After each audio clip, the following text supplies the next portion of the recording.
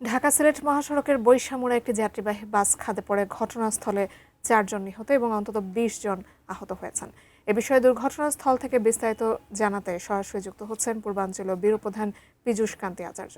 পীযূষ, আপনার কাছ থেকে ঘটনার বিস্তারিত জানতে চাই। যারা আহত হয়েছেন তাদেরকে নিশ্চয়ই হাসপাতালে পাঠানো হয়েছে, কি অবস্থা সার্বিকভাবে জানাবেন।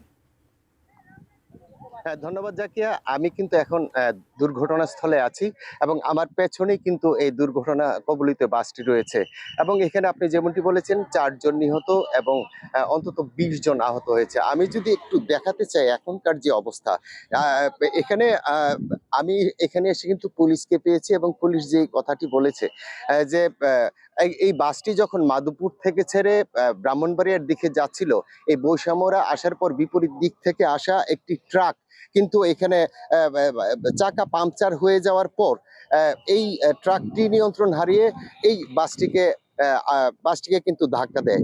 ধাক্কা দেওয়ার সাথে সাথে বাসটিও নিয়ন্ত্রণ হারিয়ে কিন্তু এখানে এই পাশের খাদে পড়ে যায়।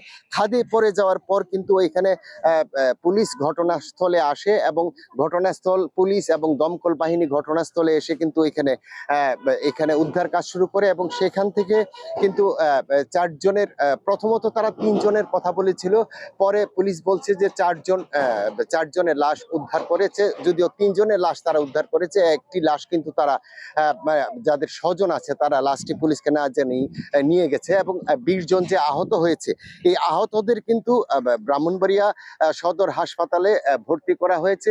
এখানে কিন্তু আপনি দেখতে পাচ্ছেন এখনো কিন্তু অনেক লোক কিন্তু এখানে দেখতে আসছে এবং এই যে বৈশামুড়া জায়গাটি, সেই বৈশামুড়া জায়গাটি কিন্তু দুর্ঘটনা প্রবণ এলাকা এবং এখানে প্রায়ই কিন্তু দুর্ঘটনা হয়। তো জাকিয়া, এই ছিল আমার কাছে ব্রাহ্মণবাড়িয়া থেকে এই দুর্ঘটনাস্থল থেকে সর্বশেষ।